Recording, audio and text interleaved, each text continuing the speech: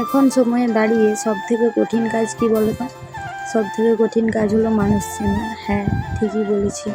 এই সময়ে দাঁড়িয়ে সবথেকে কঠিন কাজ হলো মানুষ চেনা। মানুষ চিনতে গেলে না মানে কী বলবো, অনেকটা দরকার। তো আমার মধ্যে সেরকম নেই, ট্যালেন্টও নেই। যাই হোক, মানুষ এখন মনে একরকম দেখায় আর মুখে একরকম দেখায়। মনটা তো সবার দেখতে পারবো না, কিন্তু মনে তাদের একরকম থাকে আর উপরে তারা একরকম দেখায়। তো এটা সবার ক্ষেত্রে বোঝা সম্ভব নয়। তো যাই হোক, আমি শ্বশুর বাড়িতে এসেছি, প্রায় অনেক দিন হলো কোনো রকম পোস্ট করি না। তো আজকে ভাবলাম একটু ভিডিও করি, তাই ভিডিও করলাম। তো যাই হোক, আমি তো বিকেলবেলার কাজ করছি। তো তোমরা সবাই বিকেলবেলা কী কী কাজ করো কমেন্টে জানিও।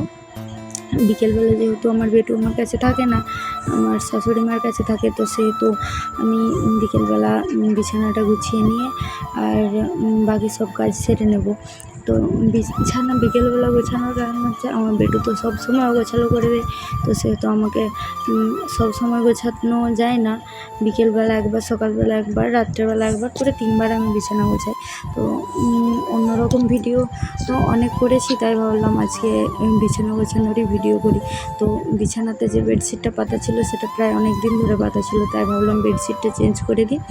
বেডশিটটা গরম পড়েছে, বাচ্চা সামলে কাজ করে সঙ্গে ভিডিও করা খুব টাফের ব্যাপার হয়ে যাচ্ছে।